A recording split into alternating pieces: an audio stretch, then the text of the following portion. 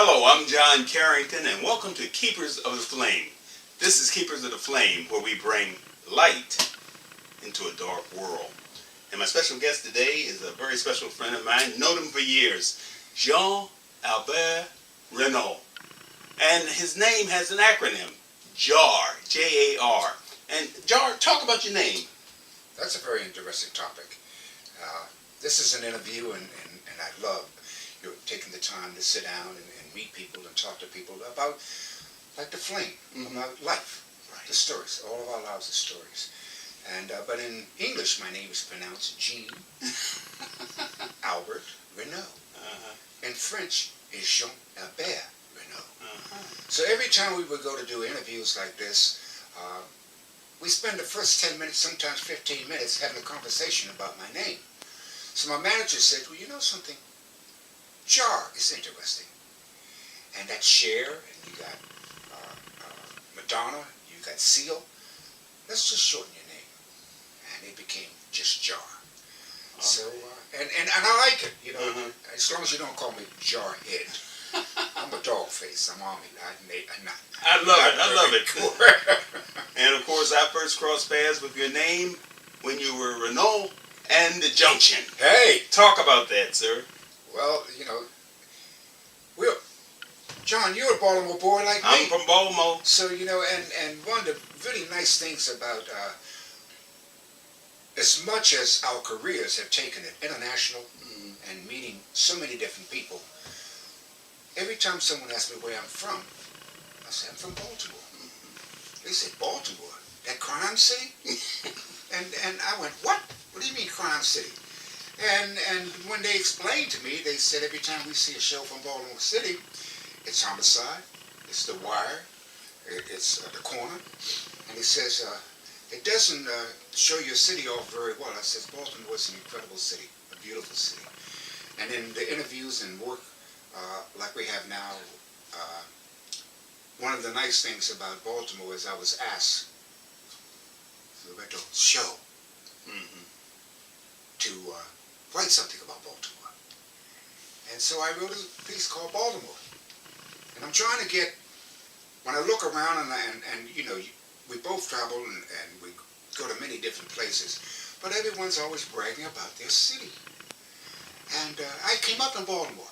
You know, I live out in the suburbs now, but I'm proud the city has been good to me, really good to me, and I've tried to be good to it.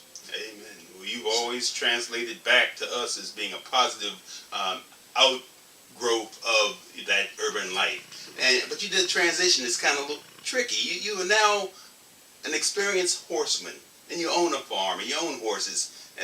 Talk about that transition from Baltimore City guy to being a horseman.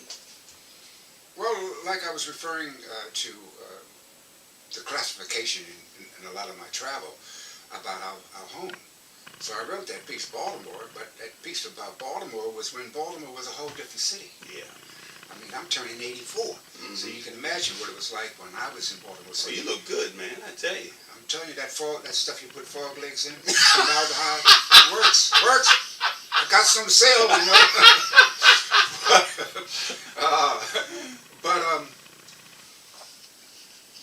I started realizing that the city had changed so much, and I had in my international travel of being an international model, and I was very successful with that in the United States and Europe, and parts of the Middle East, that the city had changed so much. The area I moved in, my family was the second African-American family that integrated Northwest Baltimore. I was in the first 13 as a child there to integrate the schools of Baltimore City and Maryland. I was in the first 13. So when I looked around and I realized that the city had changed so much, the area was Walbrick Junction. That's where the name Junction comes from, getting back to what we were saying about Renaud and the Junction. So we started off with a group name called Groove on Us. So it's Renaud plus Groove on Us. Then it was the group shortened and changed up because of the music that we were starting to get into. Because I started off being a solo act like a Johnny Mathis. Then I went on to being oh my goodness, jazz, Johnny Mathis type stuff.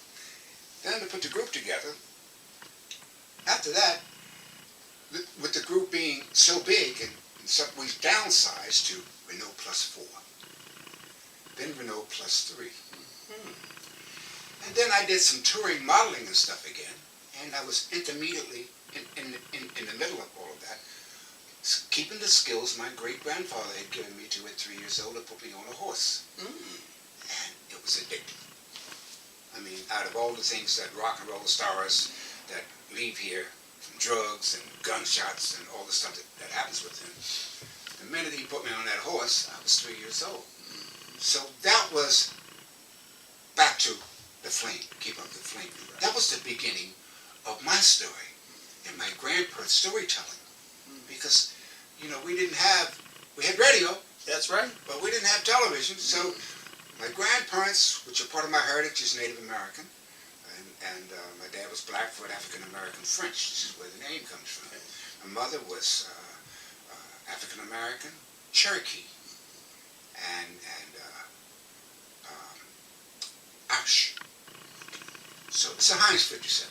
You know, so I'm all mixed up. But it's been cool because, you know, when we look at us all around the world, everybody's trying to say I'm this and I'm this and I'm better and I'm better, but we're all nuts. There's no pure anything left on Mother Earth. So breeding, that's the process of breeding, animal and human. Okay. And when I realized that the city had changed so much, because there was nobody, you know, black living in the area but us. We went from moving to where Mandalman, the shopping center was, and I used to run around them and climb all over when they were building that. And that was no Dime McCabe Company, that was all woods. Then we moved up again, moved up to Windsor Hills and Chelsea Terrace. And it was so beautiful and nice up there. But there was a station up there called the Junction. And that's where the number 15 trolley used to come up, pick you up, and take you downtown. Not a bus, that 15 trolley. I'll never forget it, I loved it. And that's where I got my first job, because at 7 years old I started working. Afro-American newspaper. All right. Signing shoes down at the Greyhound bus station and Trailways. And when I hear Sammy Davis' story a lot, I simply understand that that's what I was doing. I was shining shoes and I was perfecting my, how do you say, communication skills. That's right. To communicate with my audience, which wasn't an audience that got to be like 20,000 people at one point with me on stage. And I'm shining shoes and I'm doing my little doo-wop thing and singing my little stuff. And I could sing even when I was young. And they were admiring me, and I would tell my little story. I'm down here shining shoes because I'm trying to make some money to go to summer camp. Can you help me? So when they heard a little kid down there shining shoes and singing, saying, I'm trying to make money to go to summer camp, the tips were amazing. All right. So I learned to do that a little bit more. Then I perfected it up getting on stage and entertaining my audience. Then I went to school for acting, dancing, fashion model. My mother helped me with that because my mother was the first black DJ for radio here in this area. WEB, she was WEB, Joey Webb. And then she got into modeling. And but first, there was really no space, you know, for people of color to model. They just simply weren't putting them in the ads. So it's called opportunity. You know, a lady named Lorraine Walters came to Baltimore, and she put the first academy here for black women. Because guys, modeling, it's like guys, ballet. I took 13 years of ballet because of ballet. So they had a whole different way of looking at why would you do that. And because the black culture had no black men doing ballet or modeling. It was kind of like a feminine thing. But my mother got into it, and out of that. Let me stop you because I sneezed. Since I sneezed, I can edit it tight, put it back. You know, I can put it back together. But I was trying to stifle it, and it's better to sneeze than stifle it because then it gets worse. Right. So you had just said when I sneezed. Do you remember what you were exactly saying? So repeat the sentence you said when I sneezed. Okay. I'm gonna try and get it. Okay. Close as you can. Once you get in the flow, you're in the flow. But my mom, to the Modeling Academy, wound up. I don't know if in Baltimore people will remember American Beer. It's one of the largest beer companies. That's right. Like National Bow, And the person that represented the beer was an Indian princess. Ham's Native American. Ham's beer. Well, Ham was there, but this was American. American. Yeah. And she became the princess. They put her an Indian outfit on, and she was gorgeous, and she played the part, which is funny because one of her first big ads was selling alcohol. And one of my first big ads was, I don't know if the people remember, sangria came to America. That's right, yeah. And there were a lot of wines, but from the Spanish market, no one had heard of sangria. So it was called Yargo. And the mascot, or the image for Yargo, was the bullfighter with the cape. And these tight little leotard pants and this little hat and stuff. And the guy saw me on stage at the Shining Claire downtown. And he says, do you model? I said, I've done a little bit. He says, we're bringing a wine to the United States called Yargo Sangria. He said, we think that you would fit into the outfit we've already had made, which is the bullfighter outfit. Wow. Well, I was always wearing tight stuff on stage anyway. I was Prince before Prince, and more risque than Prince. And so they said, we would like to have you come over and put on the outfit. And I went over and put the outfit on, and it fit like someone painted it on. And I started touring most of the East Coast. They backed me in shows and concerts. I got posters that I can, I wish I had bought one here today. But what it did is, music and all made it so that I was able, before I turned 18, because when I turned 18, I went into the military. And I went into the military because things were great, but still for a black woman in America, no matter if she was a DJ or whatever, the pay wasn't that good. The pay for women was different than the pay for men. And the opportunities were different. But when this happened, I found myself being exposed in so many different clubs because of the booze that I was representing that broke down those barriers. It's like Sinatra says, if Sammy Davis Jr., if he can play Vegas, he can stay in the hotels in Vegas. If he can't, then we are not going to play. That's right. So you're starting to look at all of that history that got me through that. I started to realize every time I went out and played these clubs, these jazz clubs and stuff, I was young, but there was an awful lot of drugs. And I mean, not the best drugs. And then we started to lose people. Overdoses. My family, most of my family had a problem with because of what was going on in America. They drank. That was, instead of cocaine or heroin, like a lot of people try to handle stress and out of here before you know it, gone too soon but not forgotten. And that little thing my great-grandfather did, this is back to storytelling, and told me the stories of how they came out of nothing and got some land. And then the families got lost. My father's side of the family, I think, was 14. My mother's side was 12. And he started explaining that the families were so large because of the labor needed for the amount of land they'd gotten working for, really, I could say, the Caucasians that owned the country, basically. And I found myself, when I was able to go, because we didn't have cars, we had buggies. My great-grandfather walked behind with 2 mules and sometimes a horse at 80-some years old. Still with his sons and all working the land. And that was the first thing that put them into having the money to feed the family. But because of the farming, like you see around in Maryland, so they have the little roadside stores where they sell the corn and they do all that. Well, that was a part of something my great-grandfather and all them did until they were able to build a store and help the African-American neighborhood, food affordability. Right. And, but When I got on the horse, I remember my great-grandfather behind the horses in the plow. And he had a song, he had a message that he had trained those horses to listen to. So when you went down the field, to keep the roads even, if he wanted the horse to go left or the horse to go right, there was a thing that he did, and I can't remember exactly what it was. It would be like he, and he would go left, ho, and you would go right. And he would say something at the end of the field for the horse to turn around and not mess up what it was. He would say something else, and they would turn around and come up the other side. And all day long, I'm sitting there, he put this straw hat on me, and I'm only 3 years old, and then I did it more as I went home every summer, because my family, my mother and father moved out of Virginia. And I'm up there thinking like I'm Christopher Columbus. I'm discovering, look at what I'm discovering, look at this. But more importantly, the communication from an old man with a species that is not human, called the horse. And they had a marriage. That was such a beautiful thing to see.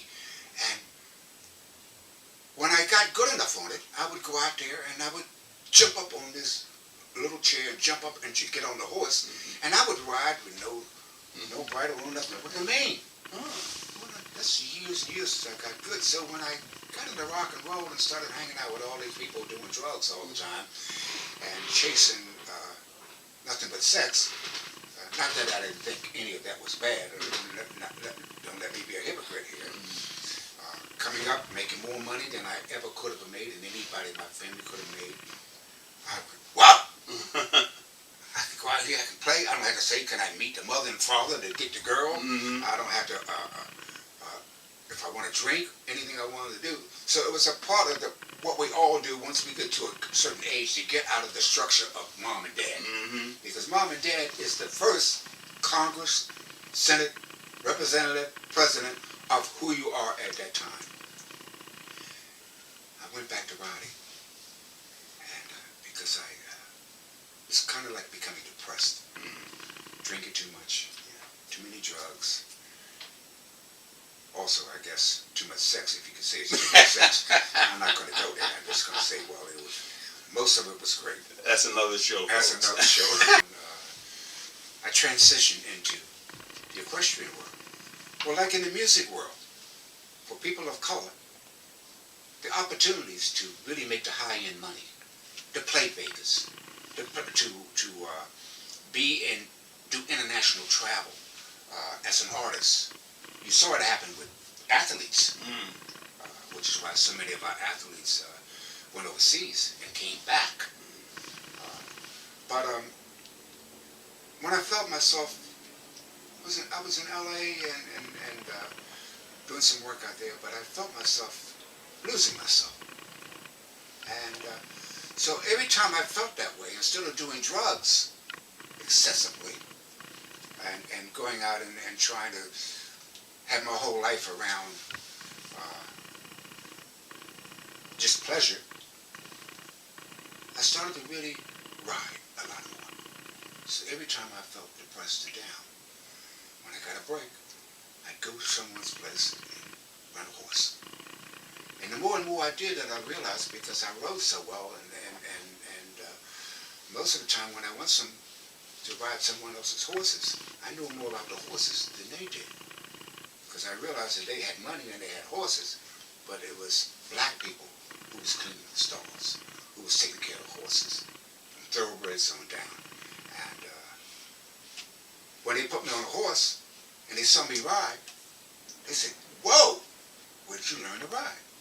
So it was that history and the storytelling my grandfather told me about horsemanship and all these things that made me use that as a vehicle to get my life back together. Then I bought a horse. Then I got married. Because I was modeling internationally, I married a girl from Sweden. So my son, who you know, Christian, is half Swedish. And with all the stuff that was already in my family, and what's going on in the breeding world, I have a son. And the area that I was living had transitioned into becoming more black than white. With a son that looked more white than black, he was was getting beat up in school. Oh yeah, our house was starting to get broken in, which had never happened before. Breaking in my cars. And I started to really realize, I said, if I want to raise my son, I've got to put him in an area that at least is close to being some sort of equilibrium of how many people there are Asian or how many people there. So he has an international upbringing. And I bought a horse farm up and moved out of Baltimore and moved up on the Maryland-Pennsylvania line into the woods where I was going to my grandparents' house every summer, even though we were living in Baltimore. So basically I was raised in Baltimore. When I moved up to Baltimore, I had an album out. My name was all over the place and all over television and stuff. So everyone was telling me, said, you do not want to move where you're planning on moving. It's not too cool up there. And I said, why?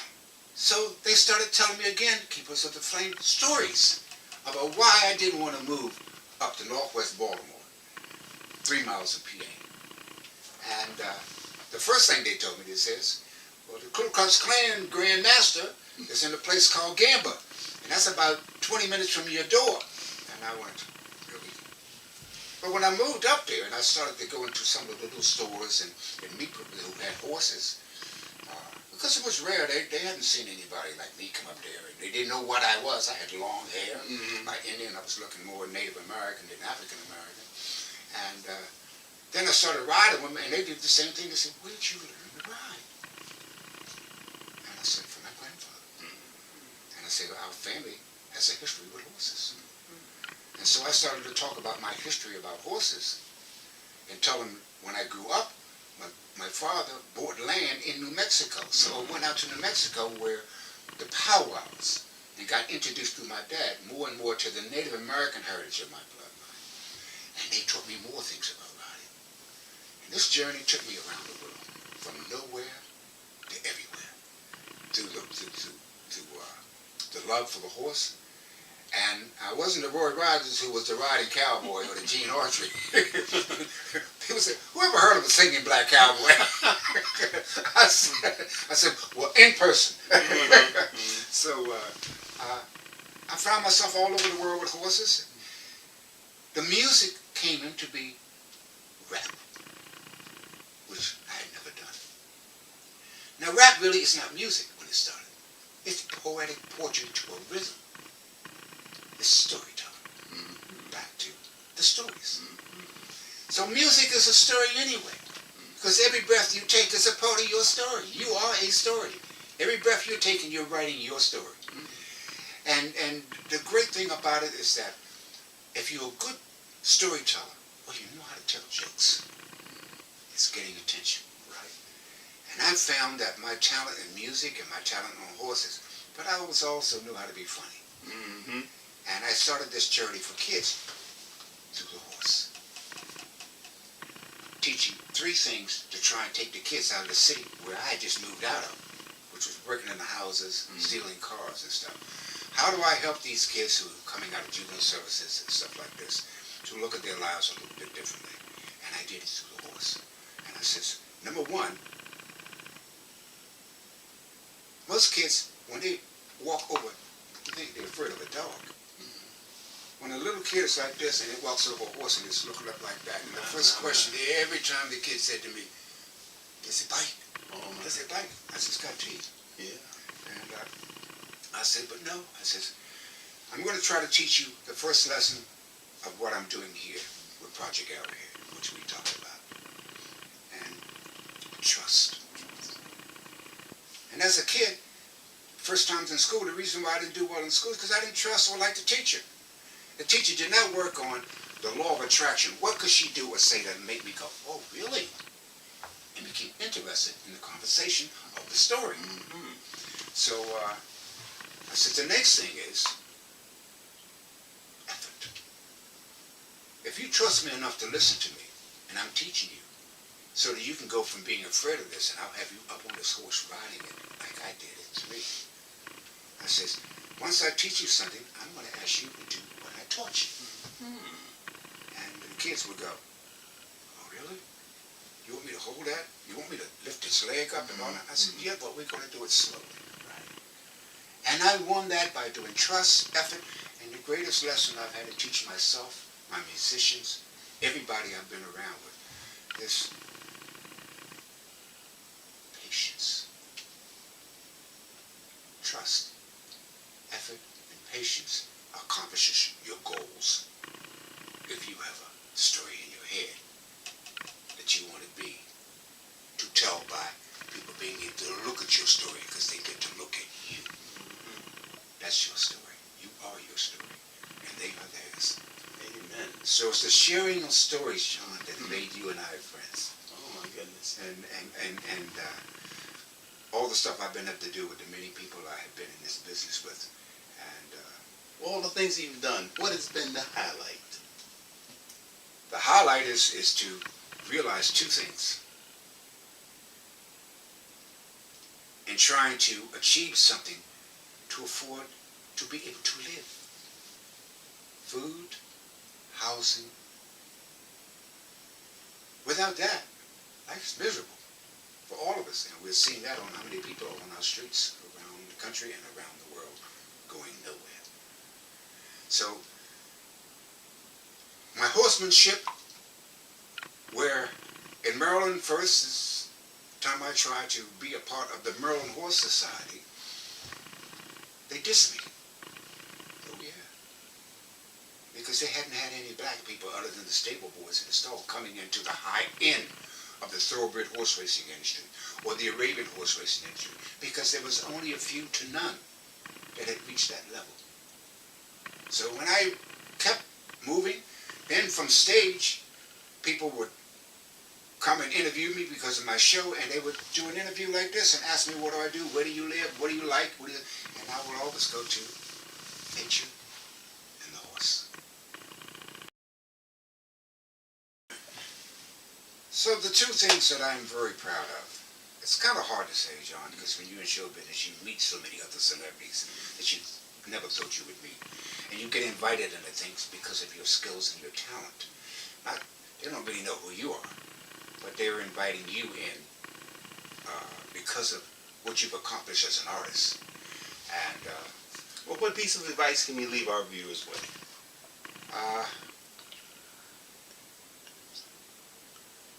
Don't ever stop dreaming. Don't ever stop dreaming. Because you never know where on the corner that you may meet that person that can make that dream come true. But you've got to have a goal. And you've got to have that dream. Something to pursue. Something to be. Something to want to be, where in that being, you may be able to help other people, from children to adults, make the world a little better place than it was while we were here. I love it. I love it. I love it. Health is a state of body. Wellness is a state of mind. Jean Albert Renaud, I want to thank you for giving us a healthy message and keeping us on the track to be well. Well, I want to thank Baltimore. This is my town. I don't care what anybody thinks about it or whatever. This is my town. I wrote that piece about Baltimore. And I'm doing a book right now. My first book is coming out. They did a documentary on me. It won 7 film festivals. And now there's a book coming out. And a lot of that film, and a lot of that book is about Baltimore. And the people I love, who have loved me. And we have shared time together to share our stories. So do something to share your story. But make sure your story is a good story. A healing story. A story of support to make us all look at each other that we are all God's children. All of us. And if we stop fighting about who God loves the most and just do the one thing that the book says in all the things that I've looked at in the Bible and even in the Quran and other things, do unto me and mine the way we want you to do unto you and yours. All right. Well, this is John Carrington, and this is Jean Albert Renaud, Jar. And he's a keeper of the flame, a person who loves to do what makes light shine in a dark world. Thank you. And Thank you. Tune in again for another episode of Keepers of the Flame. Thank you. Thank you. Thank you.